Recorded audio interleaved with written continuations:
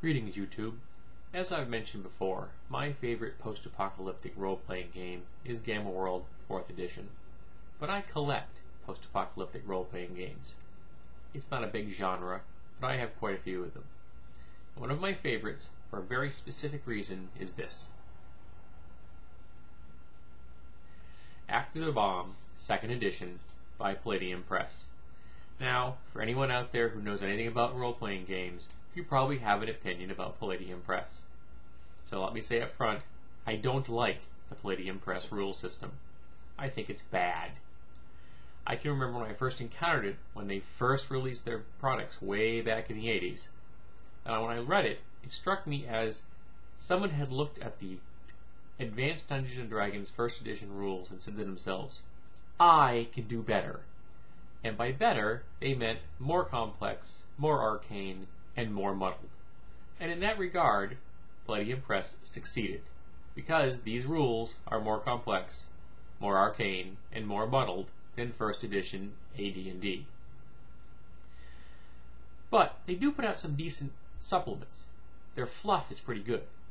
Even their Rifts books have some really fun things to look at, and I happen to really enjoy a lot of the illustrations. Not everything, but a lot of them. This book is great, not because it's a fantastic post-apocalyptic game, but because it has the best rules I have ever read anywhere for creating mutant animal characters.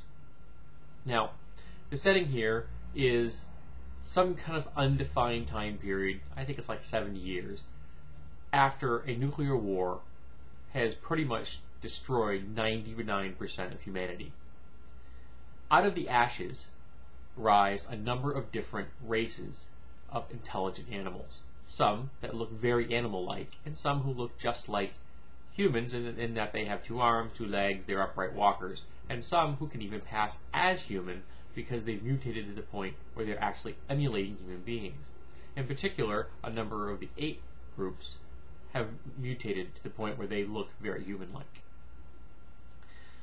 The setting is okay, it's not bad.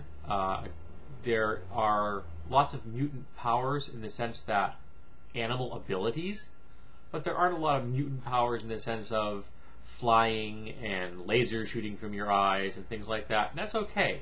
It's a different kind of post-apocalyptic setting.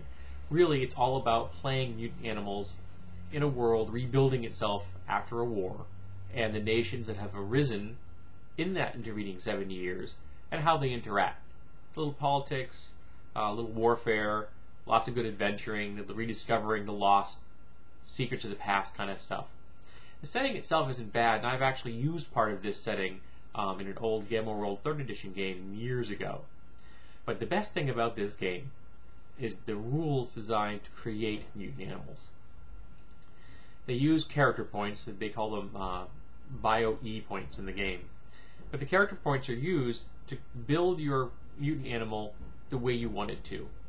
Now, based on the size of the mutant, you get a different number of character points. So a mouse, very small, gets a lot of character points, while an elephant, who is very large, gets very few, possibly no character points. You can get larger by spending the character points, and if you're an elephant, you can gain character points by getting smaller. So an elephant would reduce himself in size, or herself in size, to gain character points to buy other things like tusks that can be used in combat, the ability to speak, the ability to walk upright, the ability to have manipulative hands. And you can have partials. You can watch partial upright, so you turn on 4s most of the time, but you can still stand up, not like a bear does. Or you can have very poor, nubby little fingers that don't work well, or you can have fully functional digits like a human does. And you can have also different kinds of looks. No human looks at all, partial human looks, or complete human looks. I've always thought that was kind of a silly idea. In my opinion, if you're going to play a game like this, the goal is to play an animal, and you should look like an animal. Now, the rules themselves aren't perfectly balanced. Again, between an elephant and a mouse, there are point problems. Nothing you can really do about that, I don't think. It'd be really hard to balance them out. But the best part of this game are the pure breeds. Races of animals that have stabilized genetically so that they breed true from generation to generation. And these are really cool. They have a razorback race in here, this big kind of swamp-loving hog, which is cool.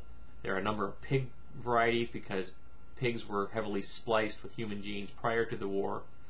But the best, hands down race in this entire game are the spider goats.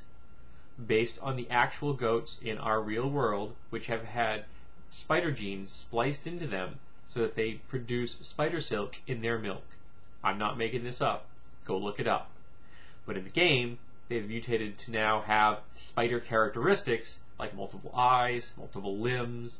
They can spin webs. They are just incredibly cool. I read this game probably 3 or 4 times a year just to flip through the mutant creation rules, see what ideas they generate in my head, and just play with the possibilities of all these different character types you could play. It's incredible.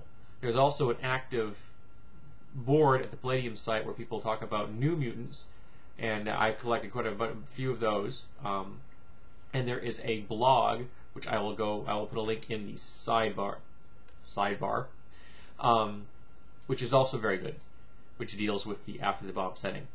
So hopefully this won't overrun, and I recommend this book to anyone who enjoys mutant animals, anthropomorphic animals, post-apocalyptic role-playing game, or just a decent set of creation rules if you want to play with something like this for, say, a supers game or something. Have a good one.